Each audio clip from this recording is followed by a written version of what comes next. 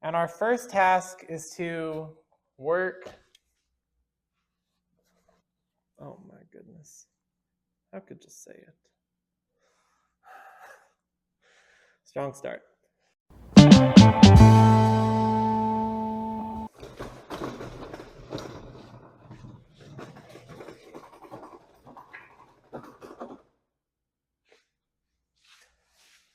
Welcome back.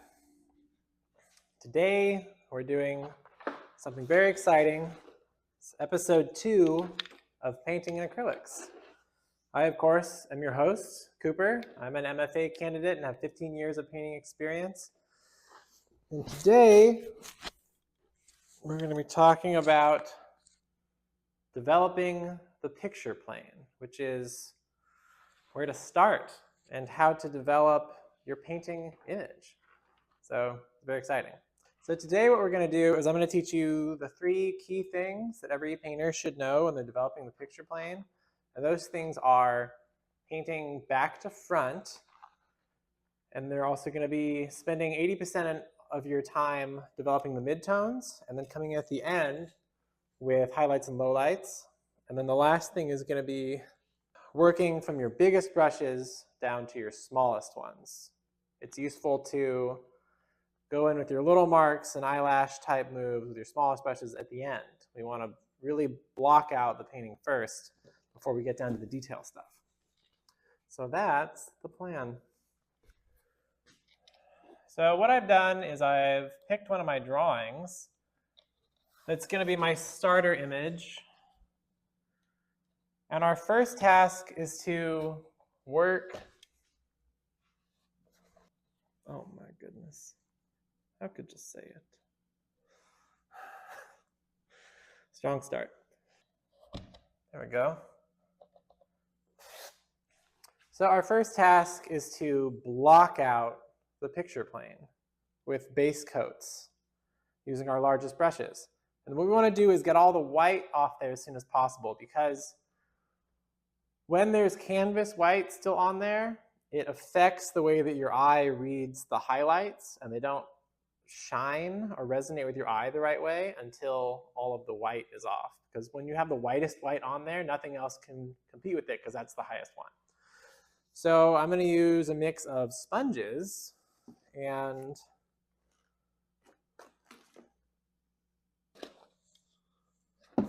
oh dear.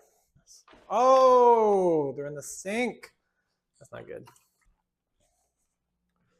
So step 1 is paint back to front using your largest brushes. So I have a mix of Home Depot brushes. This is just a 3-inch chip brush. I've got a few of the wider flat brushes, and I also am going to use sponges because sponges allow me to really lay stuff on really quickly. And generally the most detailed stuff is in the front anyway, so if I'm doing brushier effects with these larger ones in the background, that's okay because it draws our eye forward towards the focal point. So let's go over the image I've chosen. So from one of my sketchbooks, I have this image. And now no one will believe me. Ha-ha! Here it is. So I have this drawing. You'll zoom in so we can see it. And it also has the second layer, which adds kind of a special effect. So we're going to apply that here. Now this is just a line drawing. So I get to make some executive decisions here about whatever color I want the background to be, and then I can go in with the magenta lines later. I'm looking at this drawing, and it's an interior space of a gray studio. Gray is good because gray makes our highlight colors shine. So I'm going to keep this on here for reference, and I'm going to mix up a gray. We mix gray by adding the 3 primary colors with giving priority to blue, which we talked about in another video. Oh, special surprise. My palette is on wax paper, and as you can see, it's full. There's a lot of texture. You can hear it. That's my hand touching all the textures on here. So we're going to peel this whole layer off. It's going to be good. And then we'll work from that base layer because it has so much texture. Maybe you can see. some of the many folds and indentations on there. So we're going to pull in, and I'm going to do a very satisfying peel off of the paint skin. And if that does not sound like you, just skip forward to whatever timestamp of when I'm done with this. Here we go. I've used a very high-tech device to make it visible. Okay, here we go. Start from one of the corners. And I'm just going to start. I think it's thick enough that it will just carry most of the whole layer. Oh yeah. You can see that. It's starting to pull away. It's bubbling, it's pulling. Oh, here we go. Watch this, everyone. You ready for this? Oh yeah. Let's see if we can get all the way over here. Here we go, ready? This whole flank of paint skin. Wow.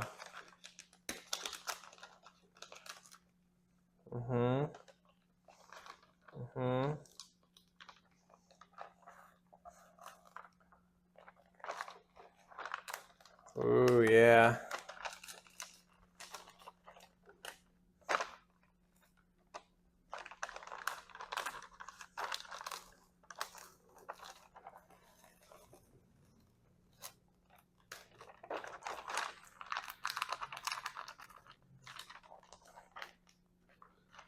Ooh-wee.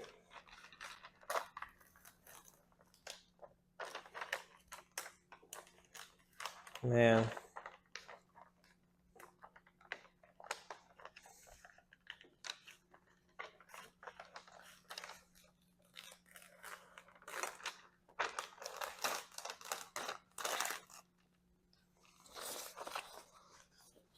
Look at this. This was on a palette once. Look at that. Boom. Painting done. Or is it better this way? Anyways, this is all just plastic now. Dried acrylic paint is just plastic. So I've got my palette trophy. But now it's time to get serious about painting. So what we're going to do, I'm going to mix up some blue. And I think we'll do some blue windows and more of a gray interior, maybe another blue section over here, and then a pink, or at least not pink, but my flesh-toned figure, because it's going to be a self-portrait. Let's do it. I think we'll start with this brush and some light blue, and I think we'll do a bit of some ultramarine added to some white. So, got my little guy. I've actually got enough paint on my palette knife. Once I've put my gloves on, that this will go very quickly. Although, now that I'm thinking about it, I think it'll be better to mix the gray first and just cover the whole thing in gray, then go back in with the white and then make the windows blue. I think that's the move. So we'll do that first. So I want to take all my cold primaries. That's going to be a lemon yellow. This is actually Cad Yellow Primrose, but a lemon yellow or a cool yellow is good. Phthalo, not phthalo, ultramarine blue is what you want. That's what I have here on my palette. And I'm going to do an alizarin crimson, which is a cool red. Your trusty rags. Oh, look at this. Just pulled apart. Oh.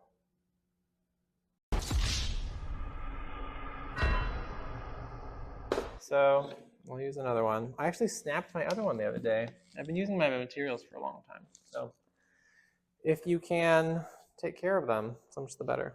Okay. No matter. We'll pull out some red. Less red. And I'm also going to pull out a little bit of the yellow.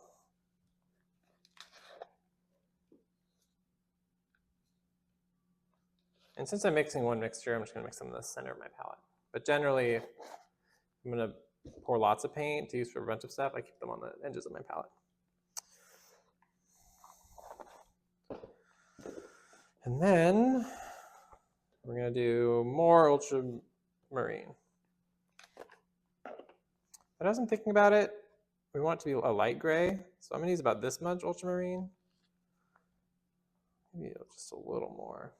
But I don't want to mix a bunch of really dark gray because it will only take a little bit of gray added to the white to get enough to paint this whole thing. So I'm actually going to put back a lot of my alizarin crimson. Let's try that. I may have taken too much crimson out. We'll see. I got a mix. There's my broken one. Good. Now I'm going to push these together.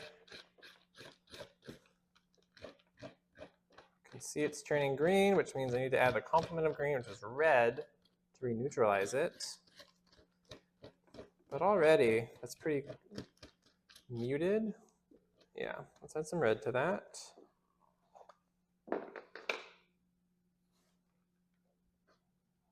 Maybe even that's too much. Let's try that much. People love mixing paint. Mixing paint is so therapeutic and so satisfying. Okay, that's getting close to a pretty muddy brown / gray. Could probably stand to add a little more blue to it. It's skewing a little green / purple. Mid-mix. I might even say that's a little too green, but let's add it to this white. See what that looks like. Oh, I actually think that's pretty close to a good neutral. Okay. So I'll pull all the paint off my palette knife. And then we're going to mix this together. Okay. Pull a lot of this over here. There's already a lot of paint on my palette knife. So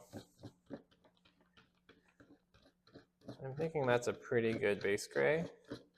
And remember that acrylics will always dry one shade darker when you mix it. So keep that in mind. I'll water this down a lot, and then we're going to use the sponge to just do a very brushy sponge on.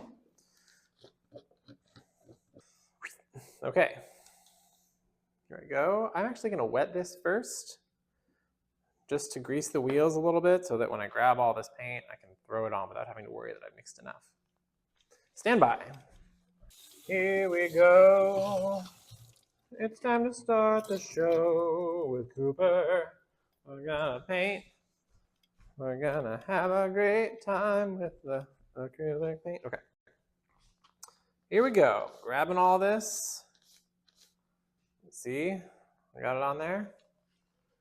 I'm gonna hold my canvas and just use some circles.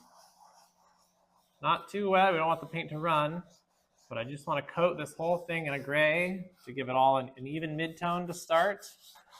Sometimes you want the brush lines, sometimes you don't. We can just pull those off if we don't want those. What is this? What are you doing here? Okay.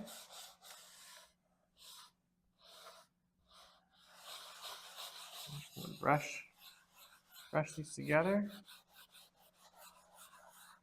Pull this down. And that will give me a little more pigment to work in this dark part here. I don't want all these lines to show, so I'm just going to go with light, even pressure. Get this all on there.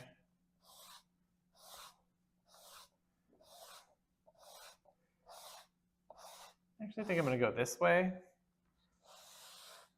I think that'll be better because I've got a crossbar on my wood support for the canvas, so I'm going to work with that so you don't see it. Okay. Pretty good. It still has a brushy airyness to it, and I think that's fine. So the next thing I want to do is I'm going to take my brush, I'm going to look at my drawing, and I'm going to look where I think the windows are going to be, and I'm going to take some of my bucket of thick paint primer, which is called gesso. Never call it gesso. You'll get made fun of. I've heard people call it gesso before, and you can't help but laugh. Man, anyways, this is gesso. Serious artists call it gesso. So I'm gonna take some of this, and I'm gonna plop some windows on here, just with a couple strokes of the brush. So I think that's like window shape. Making sure I have an even rectangle with my application. There's one. It's light, but we're going to go over it with blue so that you can kind of see that. We do this because instead of just laying the blue on, because paint looks different depending on if it's on a light surface or a dark surface. Now, the thing with that is there's a good heuristic, a good rule of thumb for painters to know, and that is when you are painting a light color on top of a dark surface, you have to start with a layer of white or gesso. It can be white titanium white paint, or it can be actual gesso, because otherwise it will not lay down opaque. You'll be able to see the dark color through the light color. So you have to erase that color first by putting down the gesso.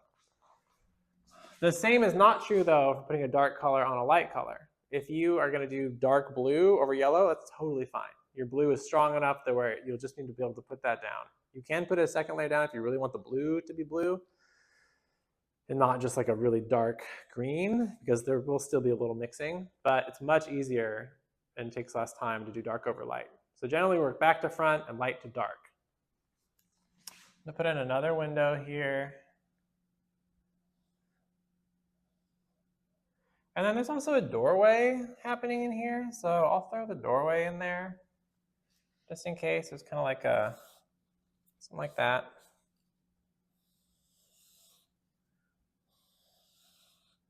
And maybe I'll just leave that white and make the other ones blue.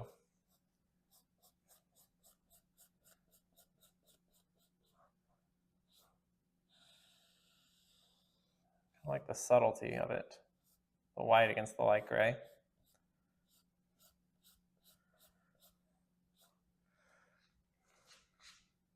And if I want my paint to dry faster, I have to pull off any of the excess paint that's forming texture. So I'm just going to lightly go down here with an even brush, get my neat triangles going, get my rectangles going.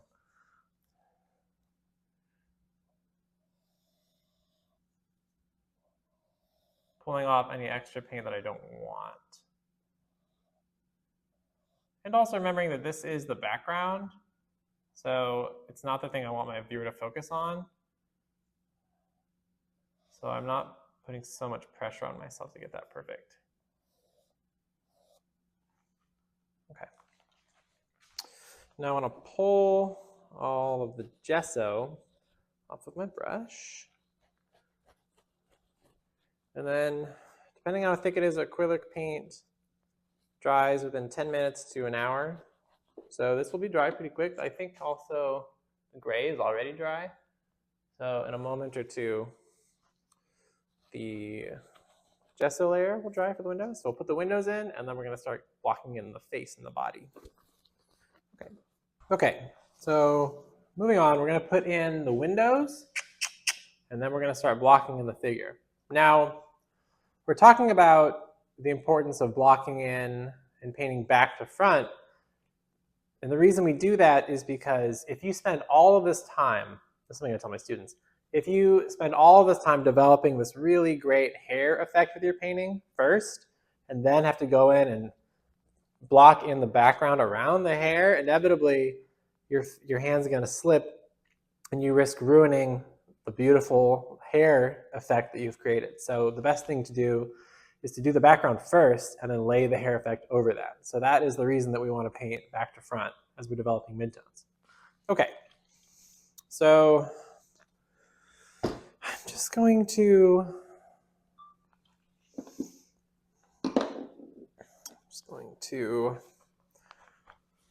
mix the light blue by adding a little phthalo blue to our white. And then I'll use ultramarine later. So I have an economy of blues going on this paint surface. Just a little bit there. There's plenty. A little blue goes a long way, especially with phthalo blue. And then starting from my white, just pull this into here. Add a little bit, just a little bit of the phthalo blue. And look at that, it's already light blue. Like I said, you add a little bit to white, it's not white anymore. Here we go. Look at that. And you can see that. Okay, and it's going to even dry a little darker than that, so if I wanted to whiten that up a little more, since I'm out of blue on the palette. There we go, that's better. Now we'll probably dry the first color that it was. The first hue. Brush. Add some of this in. Block in some windows. Let's see, I think I want to do this, and then over to there, and then down. So that's now a window. We're now quickly just using a blue square, implying an outdoor space and pushing back that area of the picture plane. Let's push this in. I want to make sure I get a pretty crisp rectangle here to get the window effect across. And if I want, I can even put some crossbars in here to really let your brain know that this is a window. But let's just focus on the rectangle for now. Window 1, just more paint. Let's go for window 2.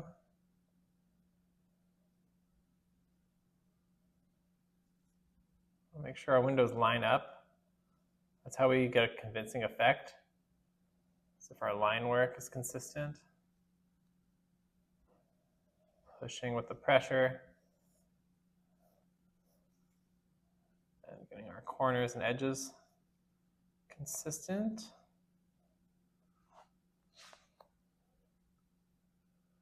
Yeah, good. And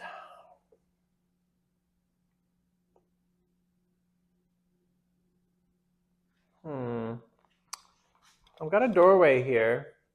Should we go over with some yellow and apply some like cast light from a light in the next room?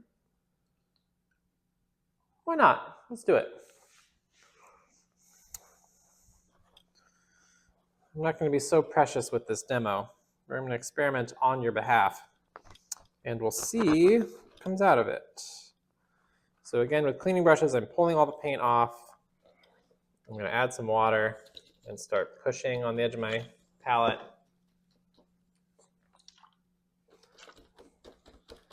Pull some more off. Push a little more. And then I'll either use simple green or brush soap and add that,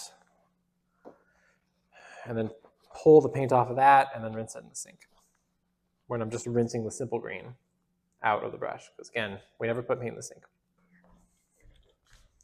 So when we're developing the image, we need to pay attention to what we want our viewer to look at.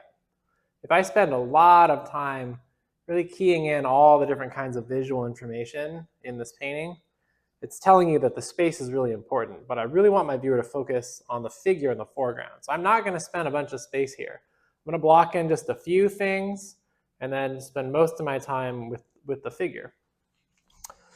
I have impulsively decided that I'm going to add a little dimension to like the roof area. I'm just going to mix a little gray paint here. It's a little darker than my first gray. I've got all this dark gray that I started. Ooh, it's quite dark now. Let's add some more white to that. And I'm looking at my photo reference. I think I could block in a, let's ground the area here and block in a floor. So my doorway comes down to about here. So I think let's go up to here and then over to there. Pretty satisfying, huh? Okay. So, and then let's say it goes to about there. I'm just gonna pull. Now this is quickly gonna read as a floor. If I keep all my brush strokes consistent, these are gonna read as floorboards. And I can rely on the tooth of the canvas to add some texture. See that? So that's pretty good. There we go. And if I wanted to, I could even trace this up and then grab something like that to imply a ceiling. And that's kind of all it takes to sort of let the viewer put that information together in their mind and go, okay, this is the ceiling, just by one value change with a shape. And then there's a floor there as well. So I'm just gonna key this in. And if I don't want brush strokes, I have to be pretty intentional about brushing that out. Ta-da. Watch, I'll even just go in here with 1 or 2 strokes, just to give my viewer a little bit of a sense that there's a wall there. See that? That was an interior space. Okay. Let's now go in with the yellow cast light from the door. We decided we wanted that. So I'm gonna take some of my light yellow and I'm gonna pull some of it and put it on my canvas. No, put it on my palette. And also there's this like black dot on the canvas that's like bugging me. So white is good for erasing. So see this little guy? Boom, gone.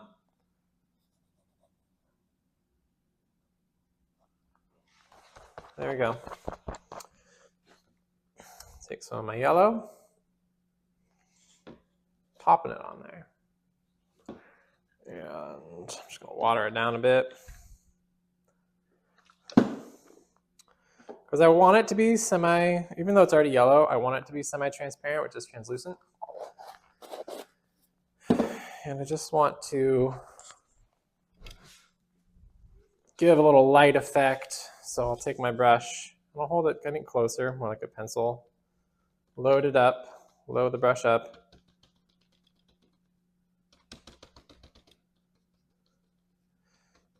And then I'm just gonna lay down a yellow triangle. Now I can only do this once this is dry, otherwise I'll be pulling down. What's gonna happen is I'm gonna get gray in this. And as we know, yellow is quite vulnerable. It's susceptible to influence from darker colors. So let me make sure. See, on my glove, little grays come off of there. A little gray. Okay. So I'm gonna give this a moment, and then I'm gonna come in with my loaded brush and throw that down, and then that'll be it for the environment. And then I'll start laying down some base colors for the figure. So, got my loaded up brush. We're gonna throw down some cast light. So let's do that. Here's my doorway. Wow, feels good just to lay down some bold yellow. That's good.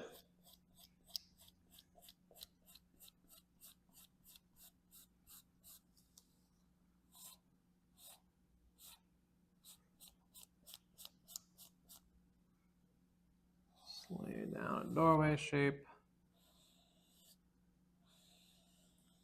Pretty good, pretty consistent.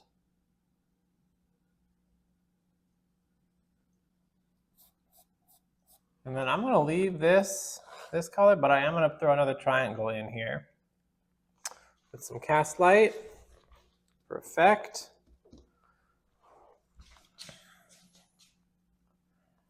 A little trick for straight lines, by the way, is if you look where you want your hand to end instead of where you're starting. So if I look here and I'm trying to pull down to it, a much higher chance of getting a straighter line. So if I'm looking at it, then I might do a really wobbly one, but if I just look down here, I'm just going to do a pull just like that, pretty straight.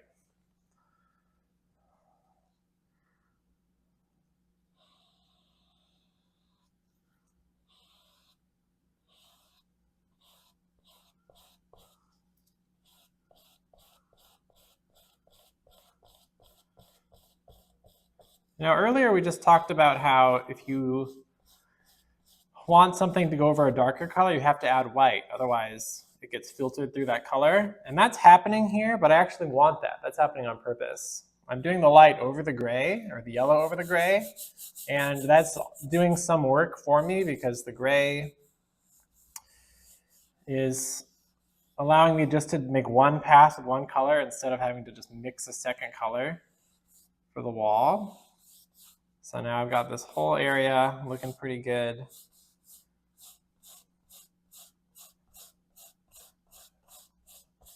Now, if I really wanted to go the extra mile here, I could put where my light source is. So I could put like a light lamp in here. But I think this is good for now. I'm pretty happy with this. So the next thing we're going to do is I'm going to look again at my drawing. It's going to be up on the screen here. And you'll see that the next thing is that I want to put the flesh in for the figure. It's going to be, I think we'll just do the hat. No, we'll just do the flesh tones, actually. And then we'll go in with the magenta line, and that'll be pretty fun. And then I'll do a twist ending. So I'm going to mix white with some alizarin crimson. And that will give me a pink flesh tone. If I wanted to tan it out, I would add some yellow and maybe a little black.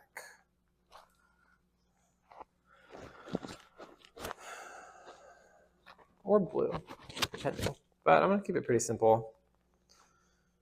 And I'm going to go with, start with some white. Start with some white. And add a little crimson to that. So here we go. Just add. Now that's a lot of crimson. I want like that much. There we go. I probably want a little more white. I don't want to run out of paint.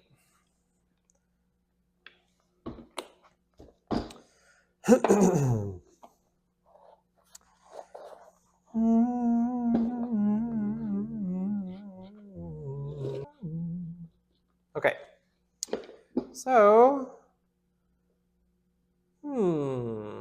let's take our other brush. This brush has a lot more tooth to it.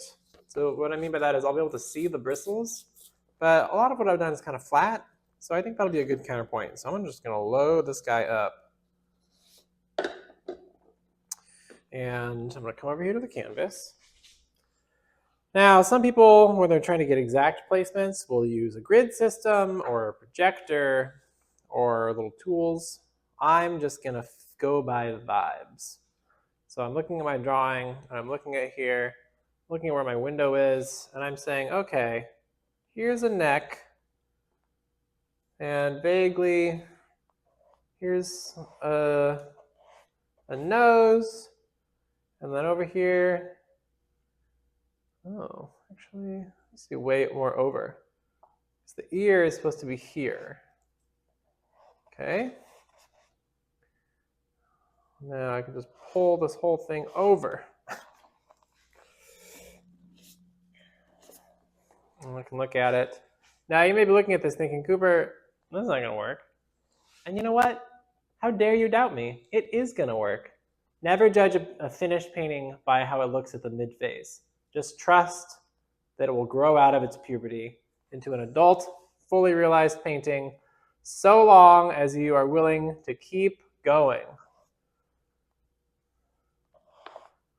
Quitting halfway is the worst thing you can do. And it happens all too often. Okay, good. Good, yes, good, good, good, good. That's looking pretty good. Oh, and I'm out of paint, but I also want to think about maybe here for the arm. I'm gonna mix a little more paint. I want more paint, I need more paint, and I've used it all. Lucky for me, it's a pretty simple matter to mix something like a light alizarin crimson because it's just white and crimson. If I was having to mix something a lot more tonal and nuanced that required 4 or 5 colors to mix, I'd be in a bit of a pickle. But couldn't be me. Not this time. Okay. So we're going to mix. Try to keep it the same tone as we started with. I'm going to mix until it's fully integrated. I'm not seeing any streaks of one color or another. Okay.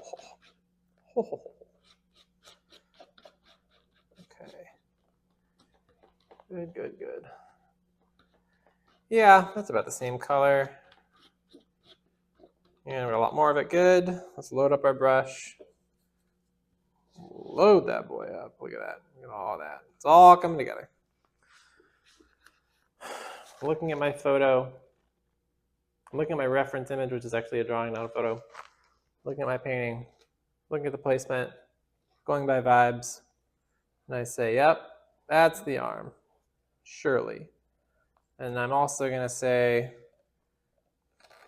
here's the forearm. Now I'm going to be outlining this later with the magenta line, so I'm not so concerned that it's perfect. But I do want it to be solid, which is to say opaque. Here's where the hand's going to be. And then I have my other hand over here and another arm. So we're going to imply something to that effect. I'm going to get a little more paint. As you can see, the yellow's starting to come through. So let's get in there really with some solid color. We'll put in vaguely a hand. And I'm looking. I'm seeing that the blue is coming through here, so I want more paint over here to make that face feel more continuous. Looking at it, I think it looks good. So now we move into the next part of what I wanted to talk about, which is we've moved back to front. We've put in a bunch of midtones. Now in this last section, we're going to move down to our smallest brushes, and we're going to go highlights, lowlights. So I'm going to use my smaller brushes to put the line work in for the figure, and then for the highlights, I'll put in dots on the eyes to show that reflective quality, and we use small brushes for that, and that's what gives the eyes their life. It's extremely important. So let's do it.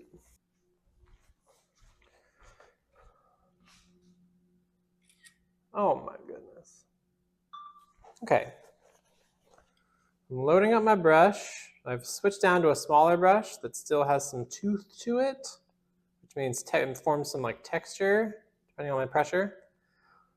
So I'm going to take this and we're going to do what's called committing, where I'm going to start laying on these magenta strokes in line with the drawing. And there's no going back. So I hope it turns out okay. So, as you've seen, this is what we're going with. That's what it's going to be. So I'm just going to start vaguely where I know I want the hat to be. Just kind of go across, give it there. a bit of a hat there, down. Let's see. And some really big eyes. Oh, that's good. Let's do some of that. Ooh. Look at me hyping myself up. Reload my brush. Now already I can see that my proportions are not right, but it's okay. I can just kind of add that in like that. Then I could put in the glasses. Ooh, this is kind of interesting. Fly that over there. Give my ear some dimension like that. Add some hair in there, right? Now eyebrows add a lot of emotion and expression to the face. So I'm going to throw some eyebrows in there. That's good, right? Let's add some definition to here. Maybe just a little bit of a good. Now I'm just going to do a, yeah, bit of that, bit of that, bit of that. Pull that down. Look, now I've completely blocked in where all the skin is. Ooh, and look, the water is having quite a fun effect there. Now let's see where we want the shoulders to be. I've got over here, so let's pull this in like that. And then I just have to kind of go, whoomp, connect those.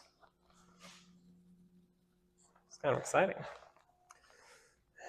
And I've got an arm over here. So let's block this in. And then I'll pull that down. Now there's a really beautiful difference between the yellow and the gray here now, which is good. And can do some of that. Outlining the arm. Going to give the knuckles some definition of this hand over here. Let's see. Just a bit of a vump, vump, vump.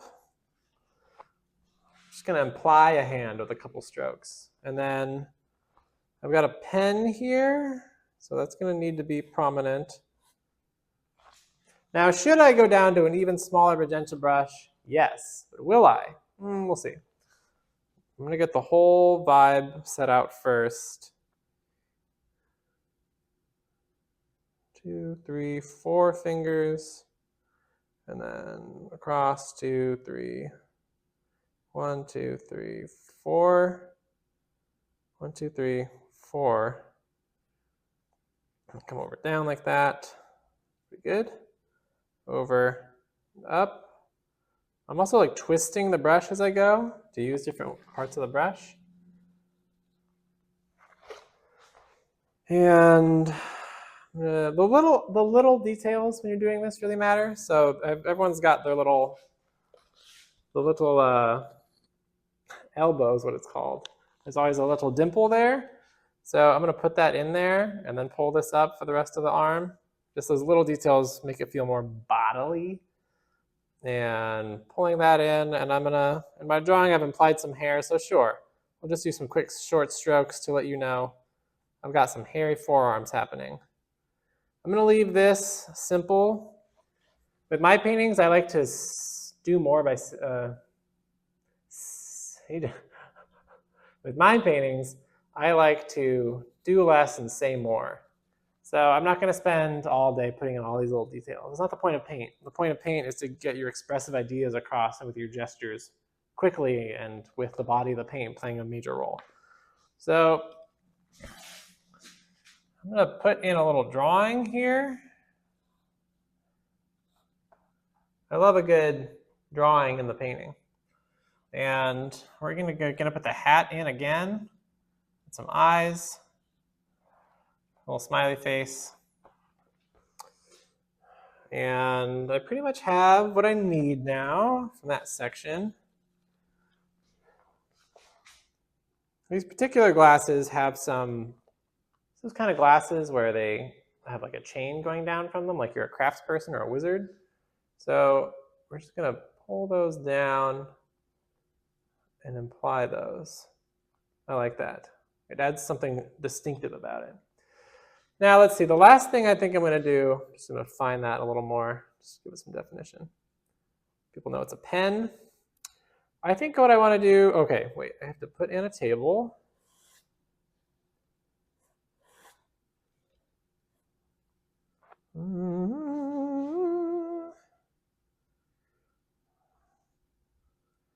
Sure, let's just say that's a table. What I want to do now, the last thing I think, I'm going to put some white back in here for the shirt. I want the shirt to kind of pop out against the environment. I like that the blue is coming in here, but the shirt I want to be a solid space, I think. It's good in your paintings to vary your really textury areas and then having a couple of quiet areas or flat areas where it's just a solid color so your eye can rest. If there's just a lot of like visual noise and chaotic strokes, I've seen it work, but a lot of times it's nice to let your viewer have like a little like visual chair to sit in and rest their legs. So I'm just going to use some white and because it's going over darker areas, it's not going to be out of the tube white. I'm just going to block in some white.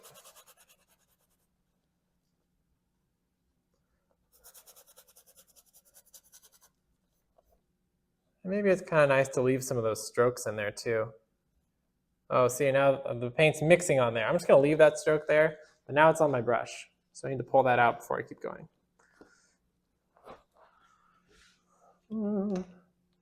Yeah, it's looking good though. There's always that moment where you snap in a part of the painting. And it's an exciting thing because then it pulls it out of that awkward phase towards the end. So you just have to have faith that you'll get there. And I'm leaving this unmixed to kind of give some visual interest with my varying my mark making.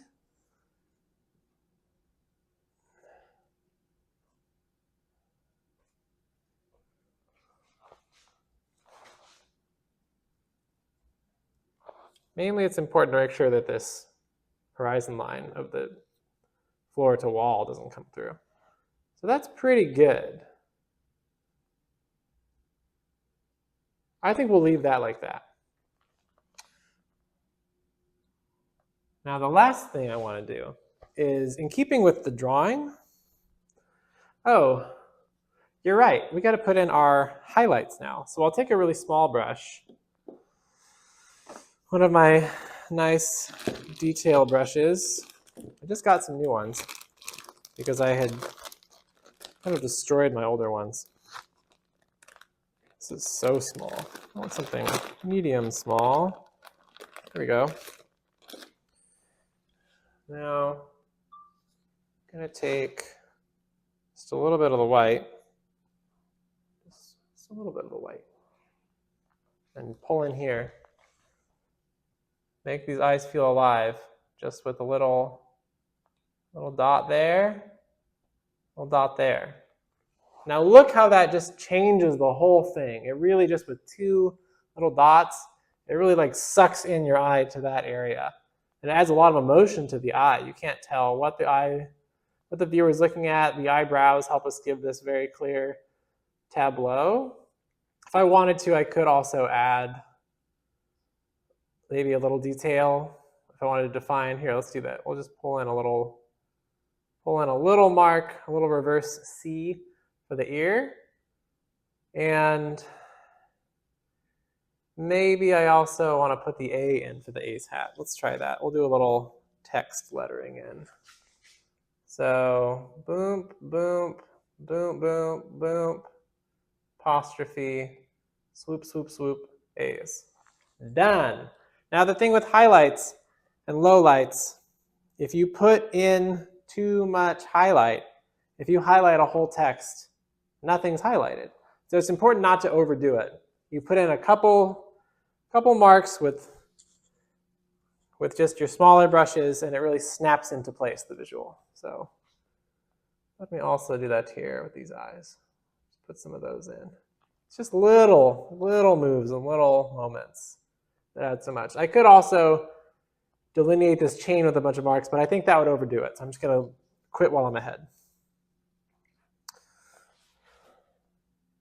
Now, once this dries, I'm going to give it 10 minutes. And once it dries, I'm going to go in with my final move to make it more like the drawing. Okay. The last step, you could call, okay, look. You could call this a finished painting. I see certain aspects of this painting as being quite successful once we put on the magenta layer.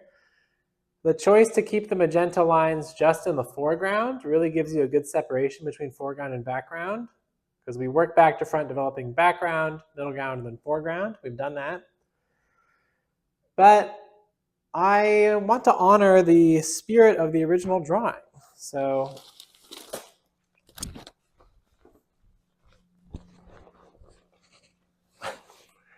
we see in our original drawing, I've done that, right? We've sort of achieved that effect.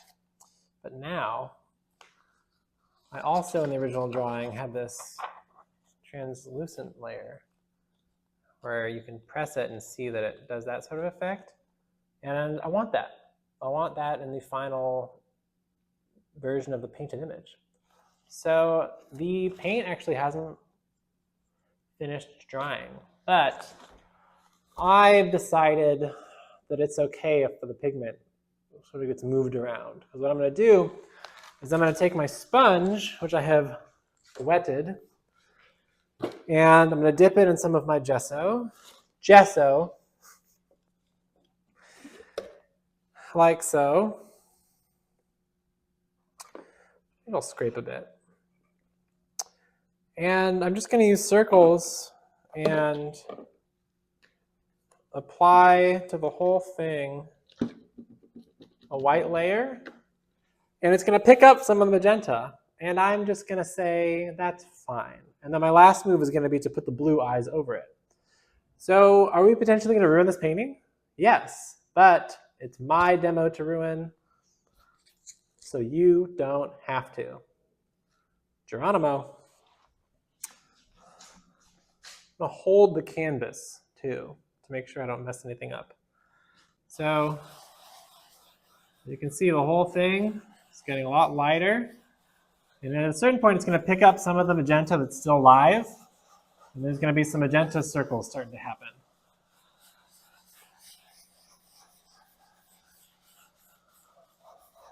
See that?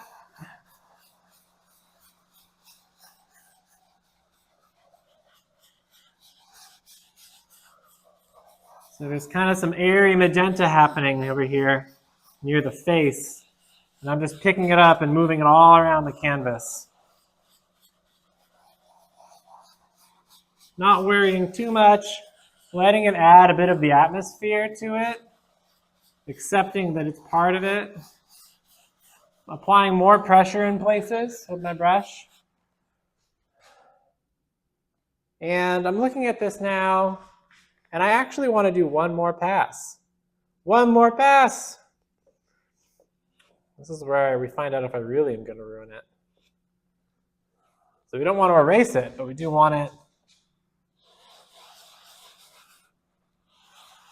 We do want that extra element.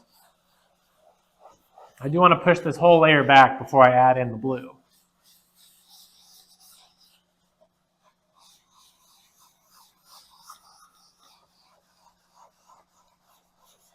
So you can see the whole thing's getting a little more magenta-y.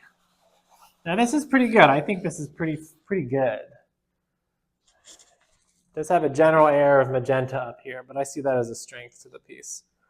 So I'm going to take the same blue brush that I had used for the magenta line and apply with, what did we decide? I think we decided ultramarine. Just rinsing out my brush quickly.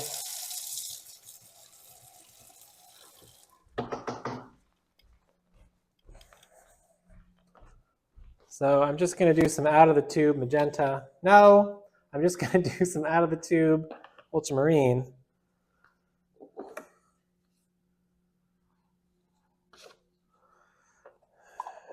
And I want it to flow a little better, so I'm going to water it down a little bit. and pull in for this last part when we throw the eyes on there. It's going to be quite a moment for all of us. Yeah, I really like how much tooth there is to this brush, which is to say that we'll show you the streaks of the actual brush.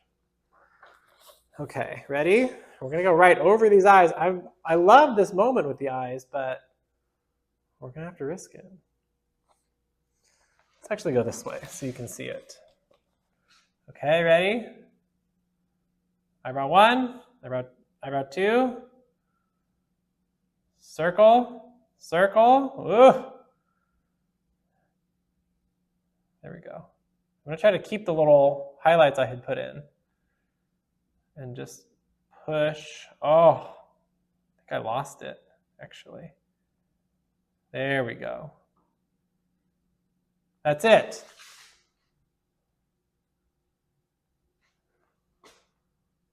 That's it.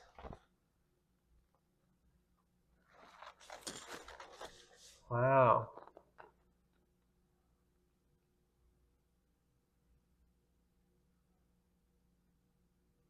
And there we have it. It completely transforms the piece.